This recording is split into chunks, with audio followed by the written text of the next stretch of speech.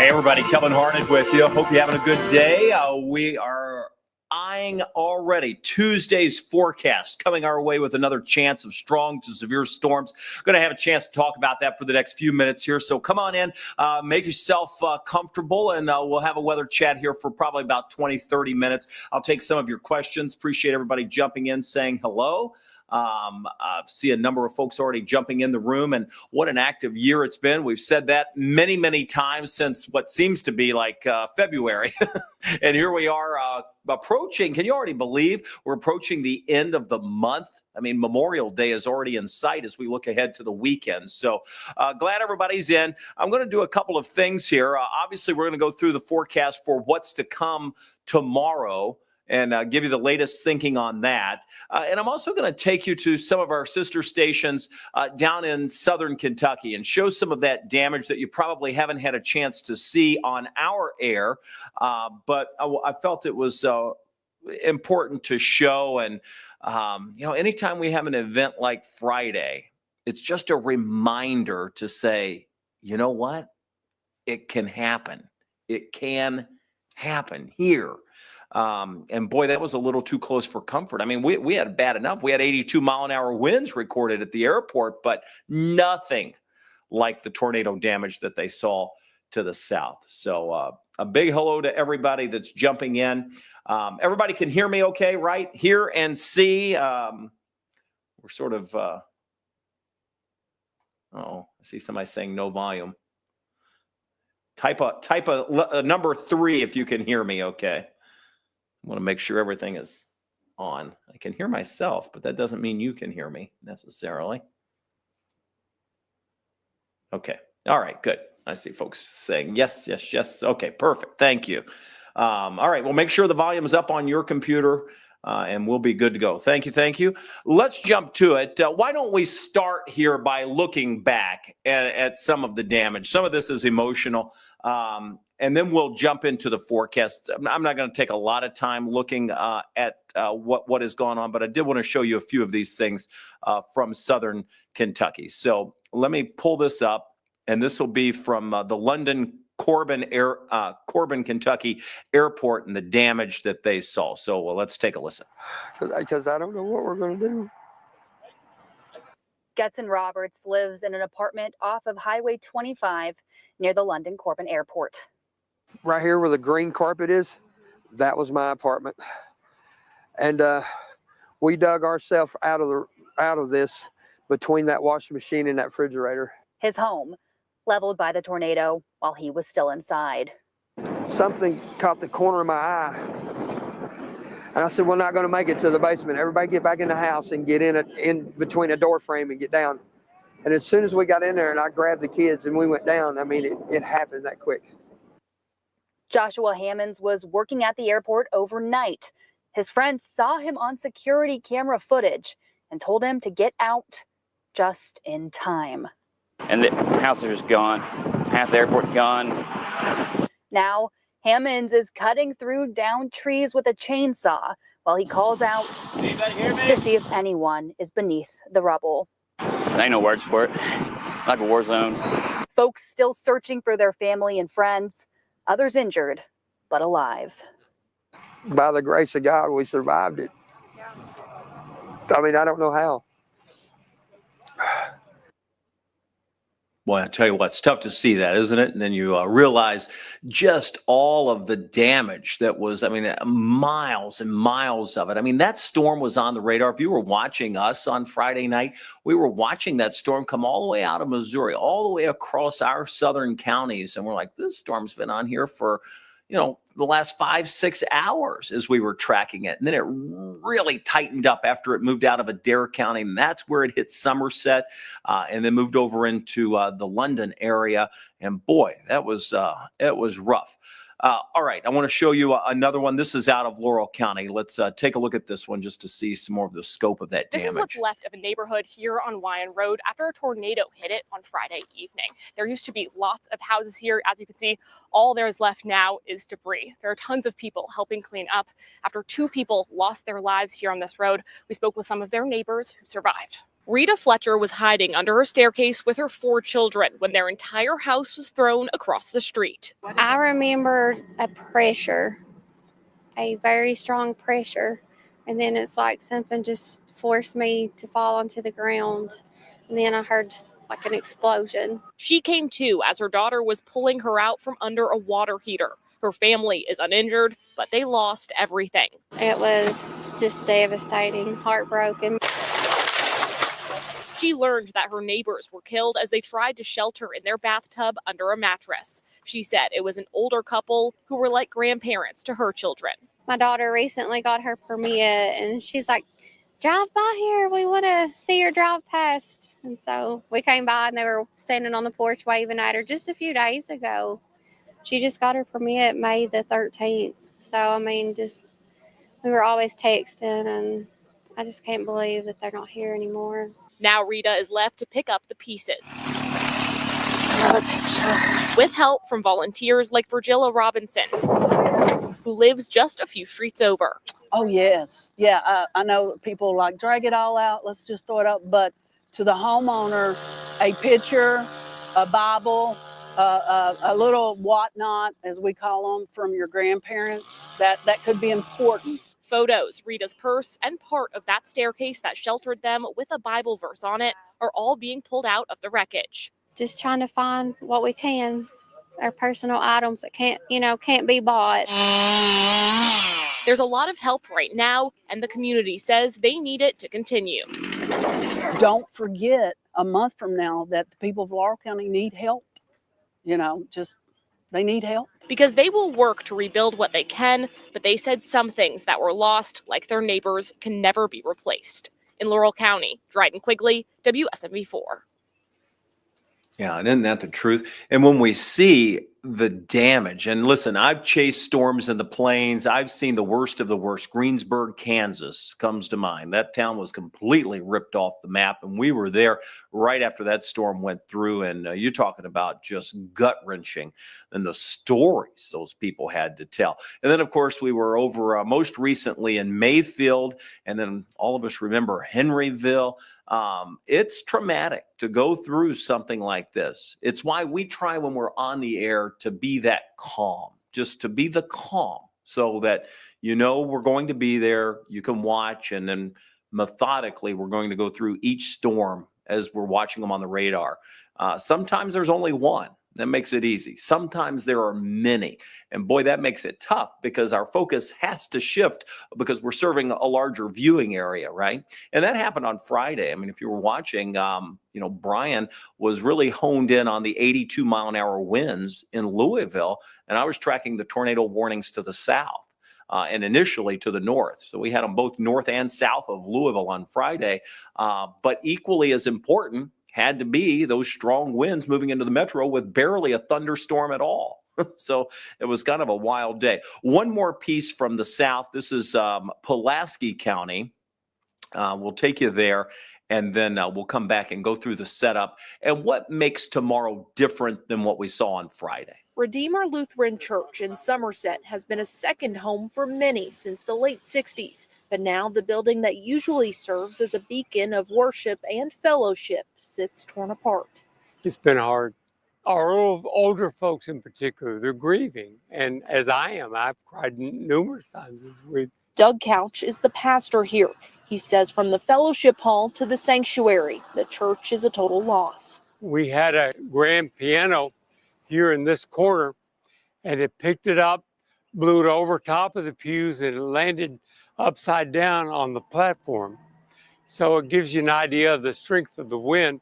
Through all of the wreckage here, Doug says something miraculous is that the cross on the front of the fellowship hall here is completely untouched. He says he hopes that this can serve as a guiding light for people all throughout this area, that things are going to be okay. Small communities like this find their strength in their support of one another, and that's what makes us, I think, in Kentucky very unique, because we can count on one another in the midst of storms. Couch says he hopes to rebuild the church in the same spot and that they can start the rebuilding process as soon as possible. We're also resilient people, and we know that you don't quit. You got to keep going. and you either walk off or you keep walking. And so we're going to keep walking. In Pulaski County, Alyssa Williams, WKYT. Well, a lot of images coming from the south. We look at what's on our way for tomorrow, and let's dive in. We see that we've already seen clouds on the increase tonight. That will be a helpful sign, and I think we're going to have more clouds than what we saw last week. You'll remember last Friday we started with clouds. They cleared out. We destabilized rapidly through the. Really, some of those clouds held on to midday, which pushed the timing back a little. But I think we hold on to clouds for the majority of the day tomorrow. So let's take a look. Again, we last week flagged this as an alert day.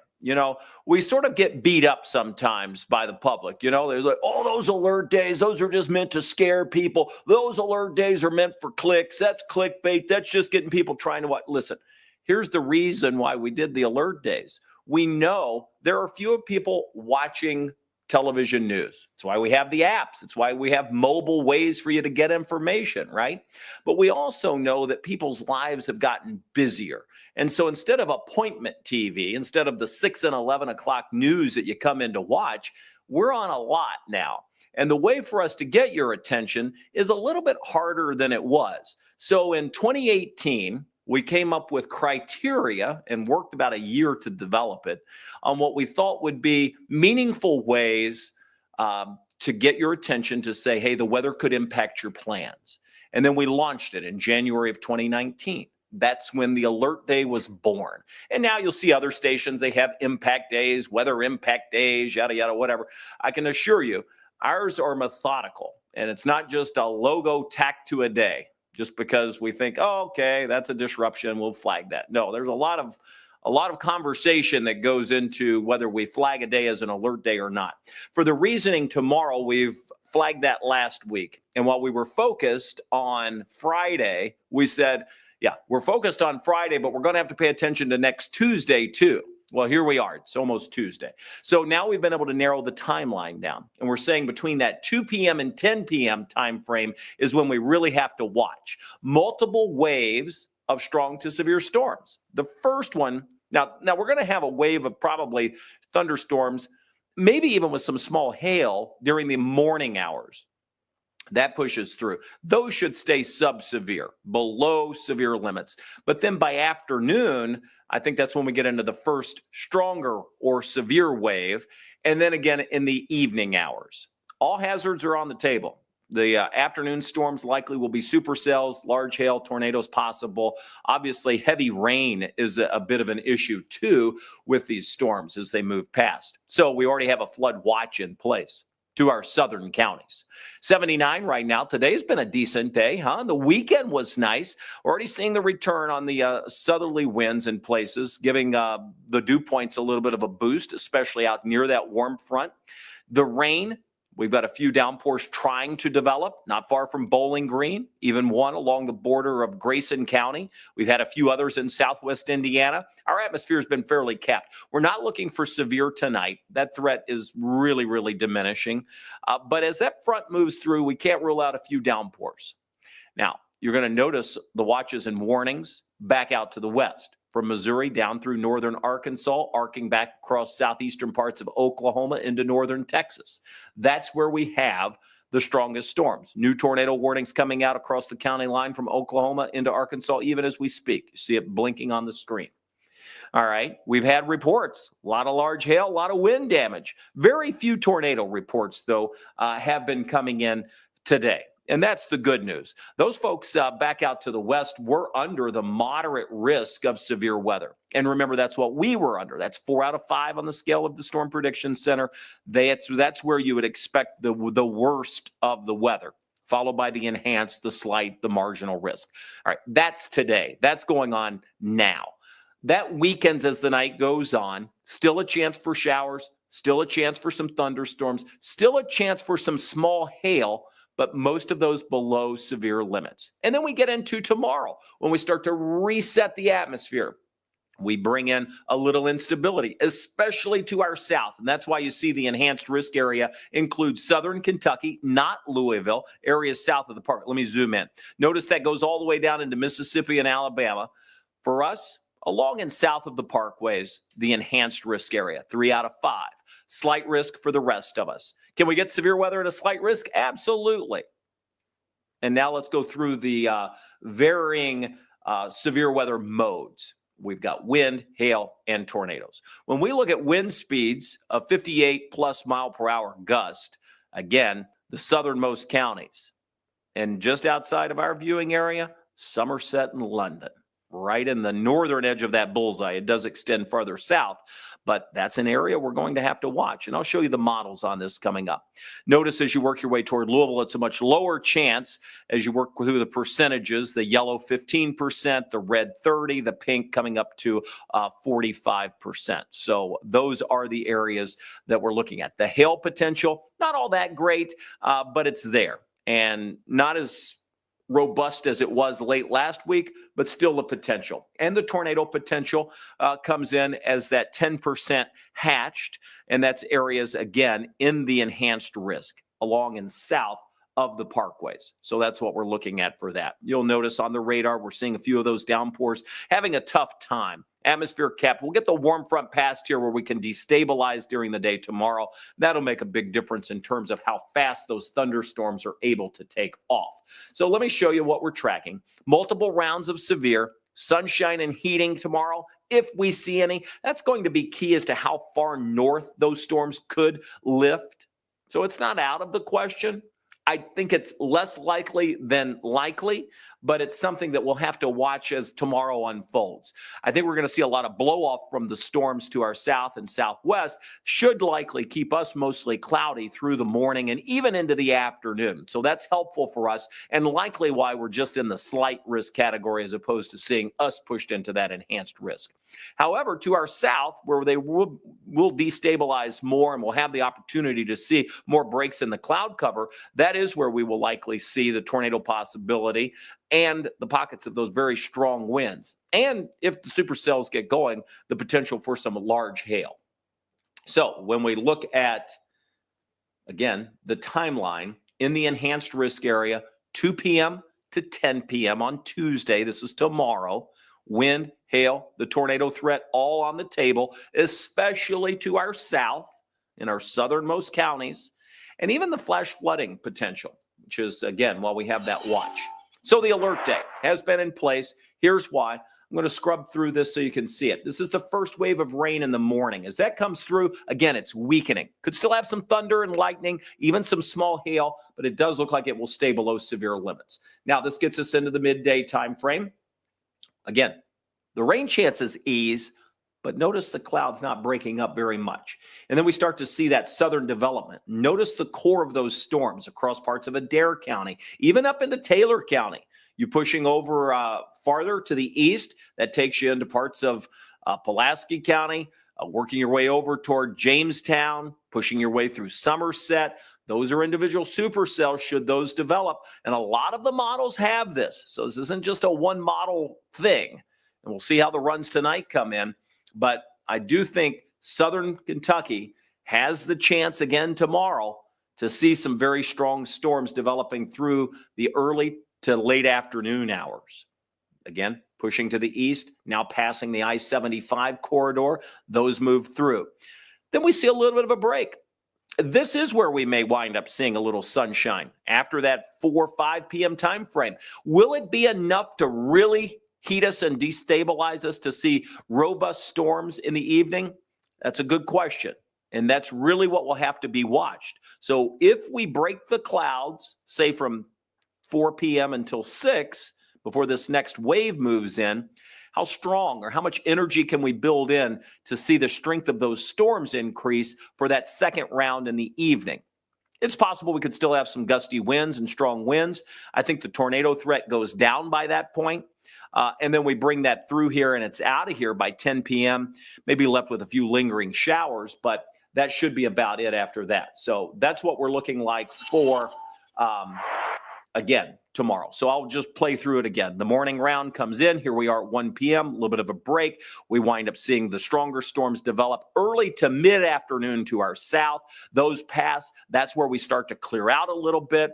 And then, boom, the next round moves in. Could be strong to severe even on that second round, 6, 7, 8, 9 o'clock. out of here by 10. So you kind of get the idea. So those are the storms, the storm chances. While we have them early, they look to be not severe, but could have thunder, lightning, small hail. And then during the afternoon, 2 p.m. to 10 p.m., that's the window to watch for the potential for the stronger storms tomorrow. All right. I want to call your attention to just a couple of things. On the Wave Weather app, we oftentimes hear people say, well, the radar seems off. This isn't right. It's not matching up with what you have on TV. Well, the radar feature on the Wave Weather app is very useful, but it's a little confusing because it can show the future radar. So if it says past plus future, that could be off. If it shows future, it's showing you the future. So the bottom line on this is if you're looking for the current radar view, which is what I would recommend only putting on that, just make sure it says past. Seems crazy. Not the best naming convention, perhaps. Again, it's a third-party vendor. We didn't create it, but we've suggested that they change the name, maybe to current or live. But the way it is, it says past. Make sure it says past. That'll give you the latest information, all right? So that'll be a current radar view. All right, in addition to that, tomorrow, the unfortunate part about severe weather tomorrow is NOAA Weather Radio is going to be offline. It's offline until Wednesday. You say, well, why can't they put it back online? Well, they're doing massive maintenance for the National Weather Service office. It's been scheduled for probably months, if not years at this point. So they don't interrupt their schedule when they have nationwide things going on. Even though it's an individual office, you could imagine if they've got one scheduled tomorrow and the next day it would mess up all the others. So they just plow through it based on, based on the schedule. And in fact, our National Weather Service office is scheduled for tomorrow. Bad timing. Bottom line is you're going to have a way to get the warnings. We say it all the time. We will be here. We always are, but some people just don't know it. Wave Weather Now, Louisville's only 24/7 weather live stream. It's on all day, every day with frequent interruptions. We interrupt the stream. So the stream is weather information. I mean, you can always get current temperatures, travel information. Derby time, we had all the events on there. When there's a big travel time, we have travel locations on there. When it's Christmas time, we have individual forecasts. In the winter, there's a lot more snow products. In this time of year, more severe weather products that you can watch. Comes with nice music, something just to keep on in the background. Just know that it's going to get frequently interrupted every day with a live weathercast. Anytime we're live with a live weathercast on TV, it interrupts the stream. So you get that too. And just like tonight, while we're sitting in here doing this, it interrupts the stream. When Brian's in here every morning giving the update, it interrupts the stream. So you get the idea. The stream's sort of a background thing to the live presence that we have when we either need to be on or whenever we have information to share. Sometimes that means severe weather. Other times it may be new features. So just important to know that there is a source for information as we look to tomorrow. All right, so that's sort of the weather information I have. I didn't want to get into showing all of the models. I could pull those up, but the bottom line is they're all in somewhat of decent agreement. Supercell's developing early to mid-afternoon to our southern counties, moving to the east. Terrible news, terrible timing, terrible location for the same people that were hit on Friday. Will they be hit again? Don't know. Are they in the zone that looks to be the highest risk? Yeah. All right. All right. I'm going to take some of your questions here. So I'm going to scroll back up. I see a lot of people talking. And we'll just spend a little bit of time. Amy's just saying she has family, has noted that, the heart breaks for those folks. That's a reference to the videos that I show. I know it really is just rough to see. And a lot of folks have family. There's Sandra saying hers was a mile away. They're fine, thankfully. And boy, if you see that path from the air, I mean, it's a long, wide path of destruction. Now, a lot of that was in the wooded area, but obviously, once it went into some of those communities, it just took it down. And Unbelievable. And that's another thing. That's what makes those nighttime tornadoes so rough, is because so many people are like, well, okay, I see it might be bad, out in Missouri, but it's not here, and I'm going to just go to bed. Go to bed, thinking, well, something will wake me up, maybe not. Bad part is when there's severe weather in the forecast, if there's an alert day still in place, make sure you have a way to get the alerts. Make sure you have a way not only to get the alerts, but if you choose to go to bed, make sure you have something that's going to wake you up. So that's important. Sometimes these devices don't always work to wake you up. Sometimes they do, many times they do, but not always. So just keep that in mind. All right, let's see. Well, I appreciate the compliments. Lara's saying you all were amazing Friday night. We have a great team. And we have a process when we're in severe weather. And you probably notice the feel's a little different than on a day like today, or it's sort of laid back and we're just oftentimes goofing off and joking around because we all like to kid around each other because, we've known each other forever and we're all friends. But when we're in severe weather mode, it is a little different. We all have our individual tasks. So, we're focused on individual storms, so we're not missing anything. And then we obviously have all of our digital assets that we have to keep up with, whether that's our live stream or the push notifications. Oftentimes you'll get the notification first before we even mention it on TV because somebody else is watching it and saying, okay, next in line, pay attention, boom, it's coming your way. So it really is a well-oiled machine when it comes to severe weather in the weather department. And then the newsroom is reacting to what's happening. And if you saw that on Friday night, they were reacting to the structure collapse where that tree fell on a house. 4 people were inside of that and trapped for a period of time. That was a little scary too. Those 82-mile-an-hour winds took out tens of thousands of people's power across the area. Those were customers. So you can multiply that to see how many people were affected. All right, let's see. Yeah, a lot of people commenting on the devastation going through the South on Friday, and I'm just scrolling down to see some of yours.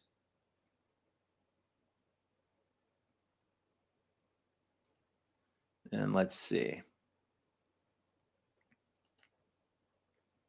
And I think we've probably addressed this since Crystal asked, but any bad weather for tomorrow? We just went through that. Yes, there is going to be strong storms tomorrow, especially to our south. Could be this far north. Our best chance probably going to be with the second round of what we're calling it. So this will come in like waves or clusters of storms. The first one across parts of southern Kentucky, and then I think more likely, and I'm ignoring the morning part. So when I say the first one, it's early afternoon. That window, remember the time window we're looking at, is going to be between 2 and 10. The first one earlier in the afternoon, the second one early evening. And I think the second one may show more problems for us. Crispy, y'all technically called it over a month ago on the extended. Yeah, that's the thing. And Logan Perone is working on a story tonight, and he talked with the National Weather Service about the weather radios being offline, and we're trying to make sure everybody knows that. So we're putting that out there. But, when we look back, and we mentioned this last week when Ryan and I were on in here, we've had 34 alert days this year. That's roughly about a quarter of the days. Now, the alert days have all verified with warnings, watches, advisories, or canceling or having high impact to a major event. I mean, you think back, we had the early January snow, big snow, one of the biggest we've had in years. Then we got into flooding in February. Another major flood, the biggest flood we've had in quite some time, just recently, right before thunder over Louisville, so right in the end of April. We had severe weather in between, and then we came in with the tornado damage that hit eastern Jefferson County. That was the strongest tornado we'd had since April 3rd of 1974. Then we had the wind gusts just on Friday at 82 miles an hour.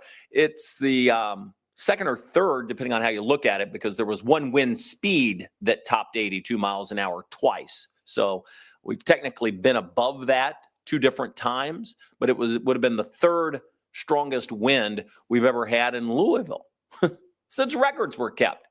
So that's incredible. I mean, the year has been relentless. And looking at the long range models today, there's little signs of seeing this pattern break down, meaning we're going to keep seeing these cold shots move in from the north. And that's what's driving this. When you buckle that jet stream across us and you bring in the colder temperatures, so you warm up temporarily and then you bring in a wave of colder temperatures, those air masses fighting it out are like, we're on it. Boom, thunderstorms, sometimes severe. So we're in the zone, and it's not a good thing. All right, let's see. Any other questions? I'm scrolling. Yeah, you're not the first person I've heard say this. Amanda's saying, I'm over all of these fronts. The migraines have been bad. That's the pressure difference you feel. You know, that's why sometimes the elderly are sensitive to the weather changes. It's not necessarily a temperature thing. It's really the pressure that's changing, because pressure is just what it is. It's weight. The air has weight built up of molecules. So that weight on our bodies, as long as we're under high pressure, it's sort of heavy, squeezes everything together. We start to get low pressure. There's more gaps in between our bones, sometimes within the vessels in our head. And that's where we cause things. So it's the change in pressure that creates people to have more issues with migraines and arthritis and things like that. So yeah, you're not alone. I've heard it many times. Appreciate Margaret for jumping in, saying she's sharing. That always helps, because sometimes we get asked the same questions over and over. And if you share it, at least we get enough people in the room that are like, oh, okay, I caught that live. I don't have to ask the question, or I can go back and watch it. So appreciate that. Everybody should share and share alike. I was going to put Haley's comment up, but I'll just let you read it. I know there are lots of different rooms in there. I can't put it up because there's a curse word in it. I probably could online, but some folks just saying where they're chiming in from. There's Viola in English, Indiana. Beautiful Crawford County, Indiana. Here's a good question Angela's asking. So what's it going to take to get the weather pattern to change? We're not under all the gun with the severe weather all the time. That's a tough thing to do. And that's why we say it's tough to break a drought. It's tough to get out of an active hurricane season. It is tough to flip a weather pattern. It takes something pretty big, meaning just a pattern change, a shift where we could build in high pressure somewhere else to force the ridge to take hold. Oftentimes that's what we'll see, probably not until we get into the core of summertime. So it just takes some time, and it's hard to do. It will happen, but it's going to take some time. Here's another one from Crispy. Since the weather radio is down, and some of this could start around before the commuter, y'all consider going live earlier for longer to make sure we're up to date. Well, here's the fact. We're on TV at 3 p.m. every day. So you'll see those updates. If we're in nonstop weather coverage, you'll see it. If we're on with just periodic weather coverage, you'll see it at about quarter after the hour, quarter till the hour. So that's why Wave Weather Now is awesome, is because we're always on it when we're in a newscast. The long weather casts that we provide on TV are simulcast on the channel or on the stream. So it's always there. You might have to wait around for it if we're not completely streaming, but we'll be there. So, and if we're in nonstop weather coverage, then we're streaming and we'll be on. But we can't be in two places at once, for instance. So we can't be in the studio during our newscast doing normal weather and be in here doing nonstop weather. So that makes sense. And it's tough to pinpoint like how bad it's going to be in a particular area. So Tommy's saying, how bad is it going to be in the area she's concerned about? Carrollton, tough to say. I mean, it's not going to be as bad there as it is in areas to the south. That's why it's tough to get into these pinpoint places. It certainly looks worse along the Kentucky-Tennessee border further to the south. And we'll see if they upgrade that to a moderate area.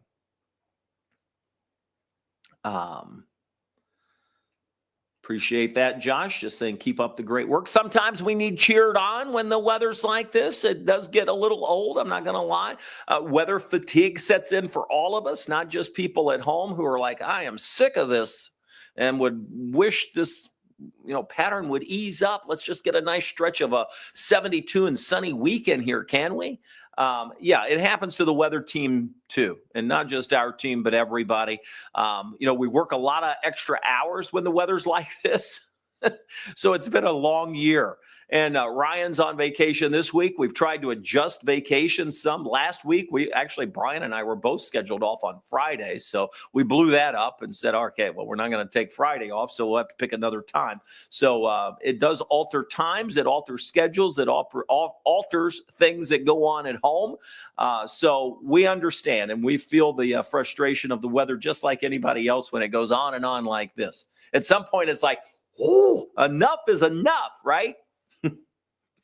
All right. Let's see. Oh, Norman, thank you for telling. Facebook dropped the feed Friday at 9:30. Found you again on YouTube. I hope we came back in and started that back up. I think I'll have to go back and look at that. We did dip out when there were no warnings for a short period of time, but came back at 9:30, I want to say. So I think we were on in the 7:30 hour up until about I don't even remember the time. See, when we're in that mode, we're just watching the weather and not paying attention to necessarily what's on the air or even what time it is. So I'll go back and look. But here's the bottom line, and I'm glad you bring that up. I'm going to pop it back up because here's the thing. Never count on the other vendors, people, things like Facebook, things like Twitter. Sure, we're on it now. I hope we are. I tried to be. And we were trying to be the other night too. But we don't control those. Maybe they kick us off. Maybe something goes wrong. I don't know. But the bottom line is everybody that's counting on all of these platforms for news and weather, especially live emergency information, bad habit to get into. I'll tell you that. That's why we're always pushing the Wave Weather app, the Wave News app. We can control those. I can say we're going live. I'm on it. I don't have to worry about Elon or Mark Zuckerberg saying, oh, no, whatever. You know what I'm saying? I'm teasing by calling those names out. But the point is, I can't control where we are outside of our own entities that we actually pay for to use. And that is the Wave Weather app. So that's where you need to be. It's the live stream. It's Wave Weather now. We always make it a point to be on there. So thanks for bringing that up, Norman. And thanks for all the reports that you send in. I appreciate those all the time. Again, Rosie saying thank you to the team. And I say thank you to the team. We have a great, great team, and it works well, especially when we were Felicia saying, I said, did I? I don't think I did, but maybe I did. I don't know. Sometimes it happens. Let's see here.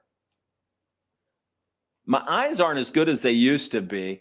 Some folks, again, asking how bad Louisville's going to be. That goes back to the point. It's impossible to tell the exact point of how bad things are. It's just a general case, right? Like the storms look like they will be worse to our south. But let's just say, what happens if we were to get just a rogue, because we are in a slight risk area and you can get strong winds and hail and tornadoes in a slight risk area. So what happened if we got it instead of areas to the south?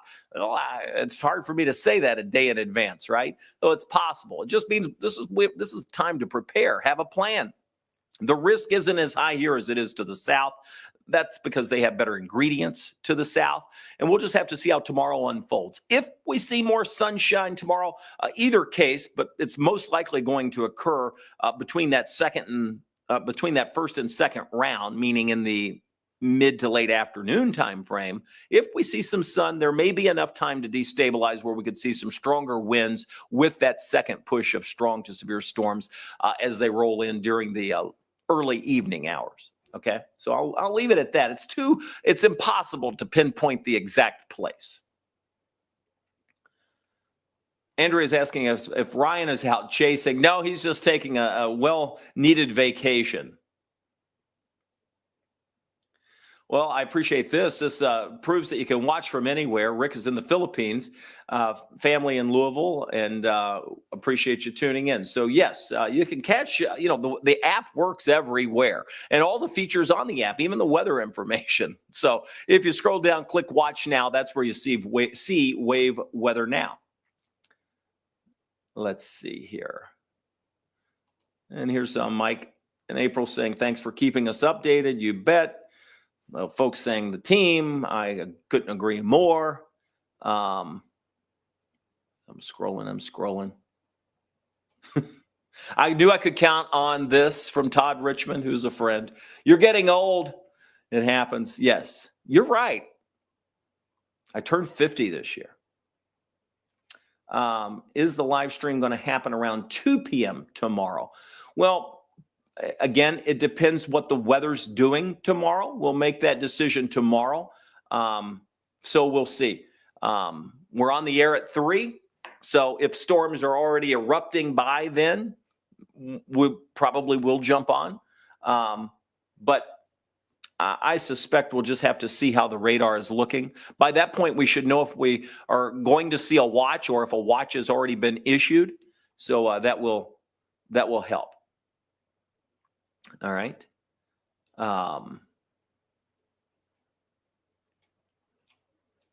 And some folks saying, yeah, I love the live streams every day.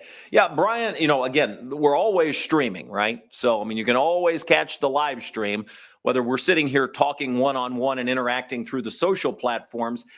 Again, it just depends. Every morning Brian does, and then usually preceding alert days we do in the evening hours. So that's why we're on here tonight saying, all right, let's get ready, and we'll all roll through this tomorrow. And I think, I think we'll be here to keep you updated, and I feel confident in that. So that's where we are. I'm going to show you quickly, before I let you go, the 10-day forecast. Sorry. Normally I take a quick break, but I'm not going to do it, so I'm going to shuttle through that because I put the 10-day in beforehand. Just takes me a couple clicks to get to it. And I mention it because I want you to see the Memorial Day weekend. So it's not the prettiest forecast. In general, we just painted mid to upper 60s across the board. Looks like we get socked in with clouds for a while with this periodic light rain. So that really takes us from Thursday until next Wednesday. And with the cloud cover, temperatures are going to struggle. So there'll be some time to sort of massage this and try to figure out if we have any breaks in that, if we can lift the temperature. But with the area of low pressure nearby and the fact that we're cloudy and could be kind of showery, that could impact Memorial Day plans. So keep that in mind. Doesn't look like a washout for Saturday or Sunday. Monday does hold a better rain chance at this point, but it's just Monday. So we all know that can change as we roll through time. But I thought I'd put that up there just so you could see what that looks like. All right, final check. Any questions? Let's see. It's bouncing around a little bit. Here's one from Rennie. Do you think if we're in London, we should go find shelter tomorrow? Well, I would definitely want to have a place to go. A lot of folks down there cleaning up. There's a lot of efforts underway to make sure you're helping those people. The worst thing that could happen is that we create another disaster by not being prepared. So I do think that folks that are in London tomorrow should have a close eye on the weather and be prepared to move out of the way. And that's what I would say. And when saying that, that means, yes, having a safe place to go. All right.